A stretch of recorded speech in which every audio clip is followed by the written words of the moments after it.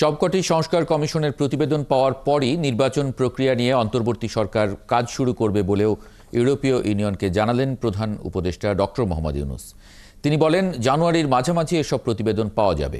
পতিত সরকারে দেশের অর্থনীতি লুটপাট, ব্যাংক খাত, বিদেশে অর্থ পাচারের তথ্য ইউরোপিয়ান ইউনিয়নের কাছে তুলে ধরেন প্রধান উপদেষ্টা। হাবিব রহমানের প্রতিবেদন।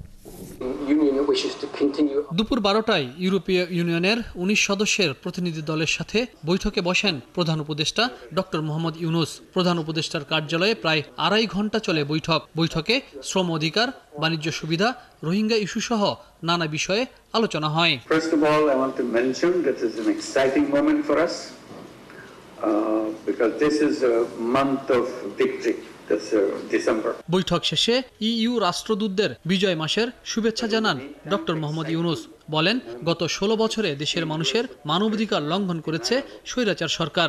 দেশের অর্থনীতি, ব্যাংক খাত, অর্থ পাচার সহ কিভাবে লুটপাট করা হয়েছে তাও তুলে ধরেন তিনি। এ সময় ইউকে তিনি জানান, পাচার করা টাকা দিয়ে দেশের বিরুদ্ধে বাইরে থেকে অপতথ্য ছড়ানো হচ্ছে।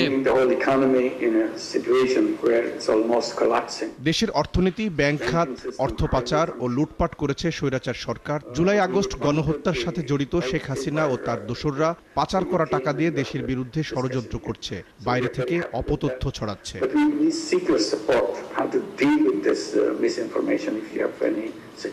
ইউরোপীয় ইউনিয়ন রাষ্ট্রদূতদের প্রধান উপদেষ্টা জানান, সংস্কার কমিশনগুলোর প্রতিবেদন হাতে পেলেই নির্বাচনের কাজ শুরু করবে অন্তর্বর্তী সরকার। মধ্য জানুয়ারিতে সব প্রতিবেদন পাওয়া যাবে। নির্বাচন কমিশন সংস্কারও সুষ্ঠু নির্বাচনের জন্য গুরুত্বপূর্ণ।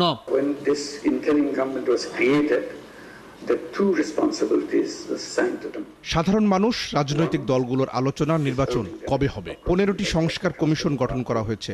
সংস্কার কমিশনগুলোর প্রতিবেদন হাতে পেলেই নির্বাচনের কাজ শুরু করবে অন্তর্বর্তী সরকার। মধ্য জানুয়ারির মধ্যে সব প্রতিবেদন পাওয়া যাবে।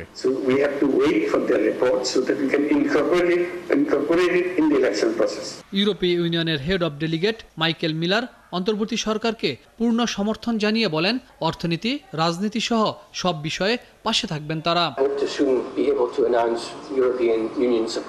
জুলাই আগস্ট গণহত্যার ঘটনায় শোক প্রকাশ করেছে ইউরোপিয়ান ইউনিয়ন। অন্তর্বর্তী সরকারকে পূর্ণ সমর্থন জানাই আমরা। অর্থনীতি, রাজনীতি সহ সব বিষয়ে পাশে থাকবে ইইউ। ভারত বাংলাদেশিদের জন্য ভিসা সীমিত করায় অনেক শিক্ষার্থী দিল্লি গিয়ে ইউরোপের ভিসা পাচ্ছে না। তাই ভিসা সেন্টার ঢাকা অথবা প্রতিবেশী দেশে স্থানান্তরের অনুরোধ জানান প্রধান উপদেষ্টা। হাবিব রহমান, 71, ঢাকা।